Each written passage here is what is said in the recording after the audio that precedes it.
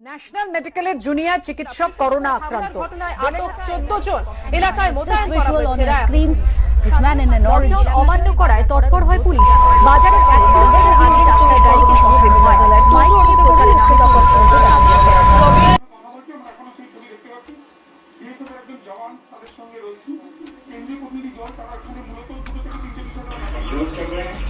जो हम लोग की अभ्यास करते हैं उसका हम रिपोर्ट बनाते हैं उसके साथ शेयर करते हैं। अभी हम लोग सब जगह देख के 23.3% इस टाइम में समय हो गया है, जो कि बहुत ही प्रोग्रेसिव इंक्रीज है। मैं आप लोगों को दृष्टि में लाना चाहूँगा।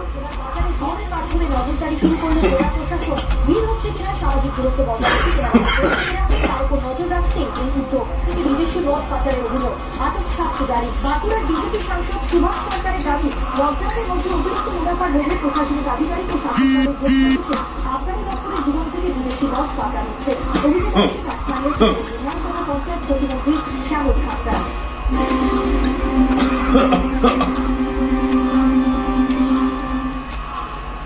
আঠাশ দিনের 17টি জেলায় নতুন করে সংক্রমণ নেই। ভারতে করোনা সংক্রমণ বৃদ্ধির হার 23%।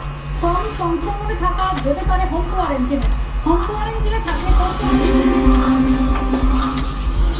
ভ্যাকসিনেশন শেষ হয়ে এসছে, এখন মহামারী যেমন মনে হয় করে মহামারীতে যাবে এখন নিশ্চিত খবর আমাদের কাছে নাই। এটাকে চুপে দেওয়ার চেষ্টা করছে।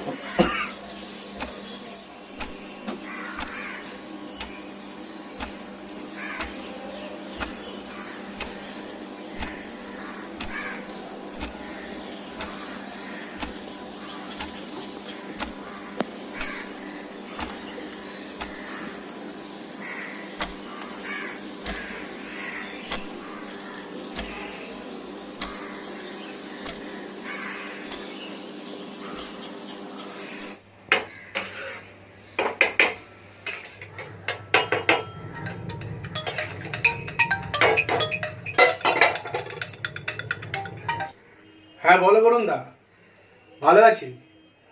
হ্যাঁ চারিদিকে যে অবস্থা, না না আমি বাড়ি থেকে একদম বেরোচ্ছি না। এই রান্না করছি, খাচ্ছি, যাচ্ছি, ঘুমোচ্ছি, মোবাইল ঘাটছি। তোমরা সবাই ভালো আছো তো? বাড়ি থেকে একদম বেরোচ্ছ না তো? না রে, বাড়ি থেকে একদম বেরোচ্ছি না, কিন্তু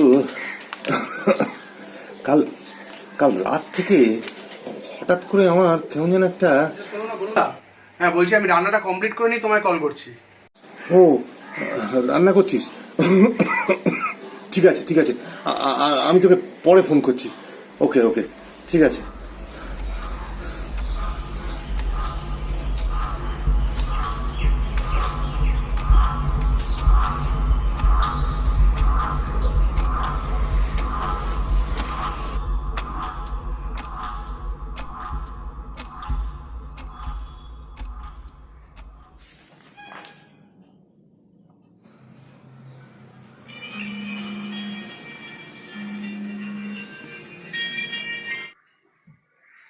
হ্যাঁ বন্ধা বলো।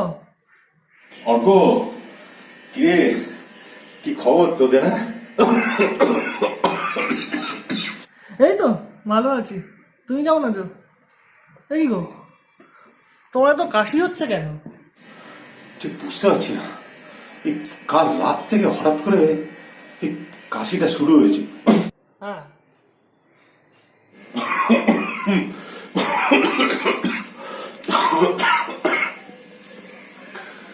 রে, এমনিতে তো ঠিকই ছিলাম, কিন্তু এই কাশিটা আবার কোত্থেকে হলো কি জানে। ওদিকে টিভিতে যা সব দেখাচ্ছে দেখে তো রীতিমতো ভয় লেগে যাচ্ছে। তারপর বুঝলি আমাদের পাড়ায় একটা করোনা পজিটিভ ধরা পড়েছে, একেবারে আমার বাড়ি ঠিক উল্টো দিকের বাড়ি, একেবারে মুখোমুখি বারান্দা। তাই ভাবছি কে জানে আমারও আবার ওই করোনা ভাইরাস অ্যাটাক করলো কিনা, কে জানে। আরে দূর, বাজে বকো না তো। শোনো, ডাক্তার দেখাও। হ্যাঁ, আর এসব গুজব রটিও না। কি বলছিস কি তুই? ডাক্তার? না না, ওসব ডাক্তার দেখানো যাবে না, তাহলে বাড়ির লোক খুব টেনশন করবে। না না, ও নিয়ে তুই কিছু ভাবিস না। দুদিন ওয়েট করে দেখি, আমার মনে হয় সব ঠিক হয়ে যাবে। মানে তুমি এখনো বাড়িতে জানাওনি? দাঁড়াও, আমি দেখছি। হ্যাঁ, আমি অভিককে ফোন করে বলছি। ঠিক আছে। এই না না না, আমার কথা শোন অর্ক, আমার কথা শোন। তোকে অভিকে কিছু অর্ক, এই দেখো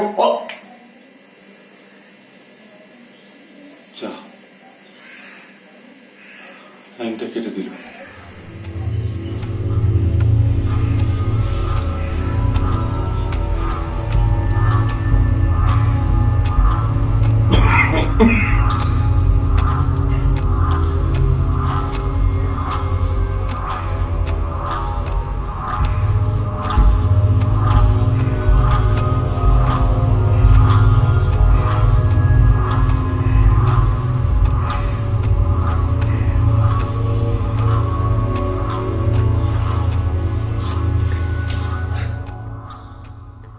হ্যাঁ অর্কুদা,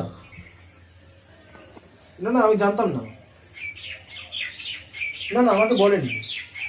হ্যাঁ তুমি চিন্তা করো না, আমি দেখছি। হ্যাঁ ঠিক আছে ওকে।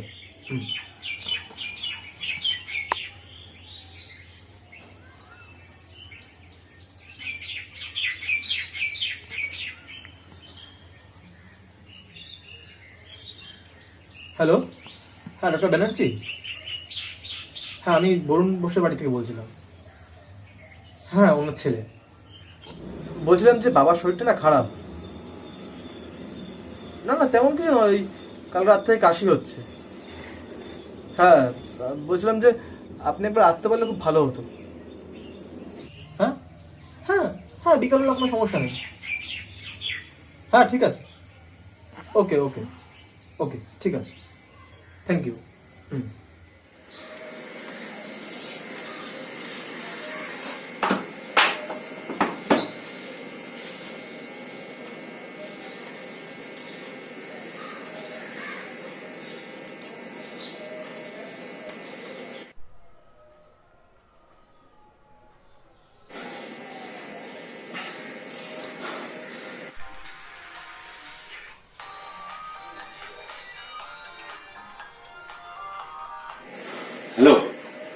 হ্যালো তুই?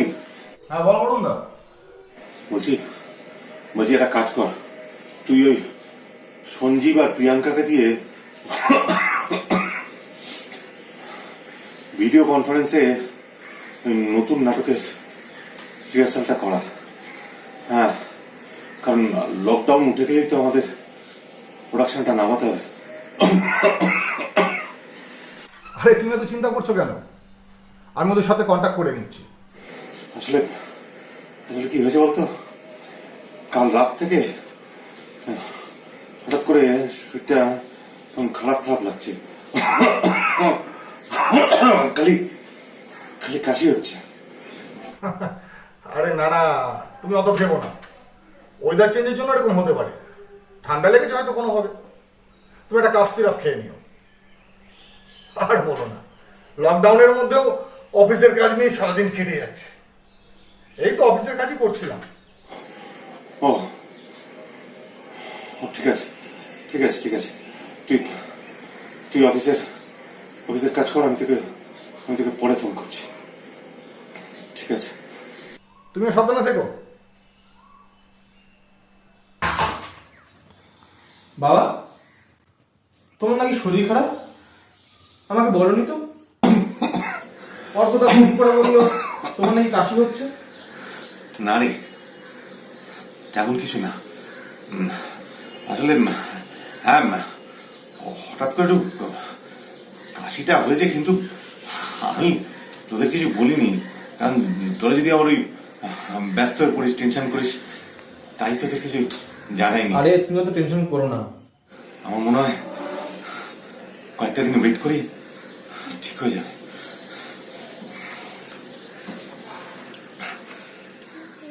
শোনো, আজকের সিগারেটটা খেও না, রেখে দাও। আর আমি ডক্টর ব্যানার্জিকে ফোন করেছিলাম, উনি বিকালবেলা চেম্বার থেকে বাড়ি যাওয়ার সময় তোমাকে চেক আপ করে যাবেন। তুমি তাড়াতাড়ি লাঞ্চ করে রেস্ট নাও, আমি বাড়িতেই আছি, টেনশন করো না।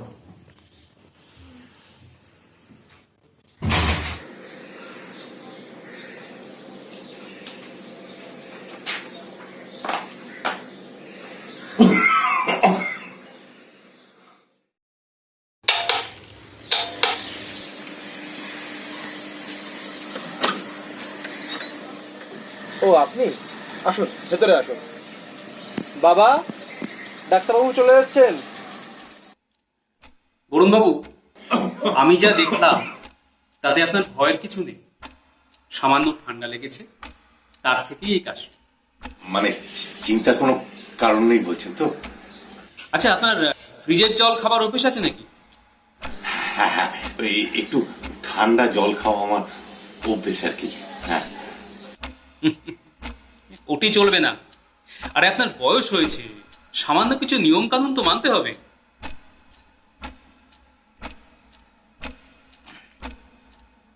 এই ওষুধগুলো লিখে দিলাম, নিয়ম মতো খাবেন। আর হ্যাঁ, এই কদিন একদম সিগারেট খাওয়া চলবে না। সিগারেট খাওয়া পুরোপুরি বন্ধ করতে হবে? আপনার ভয় পাবার কোনো কারণ নেই। আপনি কোনো ভাইরাস দ্বারা আক্রান্ত হননি, সামান্য ঠান্ডা লেগেছে তাই। আরেকটা অনুরোধ, একদম আতঙ্কিত হবেন না, আর কোন রকম গুজবে কান দেবেন না, ঠিক আছে? একদম বাড়ির বাইরে বেরোবেন না, আর যদি একান্ত বেরোতেই হয় তাহলে এই মাস্ক ব্যবহার করবেন। থ্যাংক ইউ ডাক্তারবাবু। আরে থ্যাংক ইউর কিছু নেই, এটা তো আমাদের ডিউটি। এই লকডাউন পিরিয়ড যে কদিন চলে সে কদিন একদম বাড়ির বাইরে বেরোবেন। ওকে, স্টে হোম, স্টে সেফ।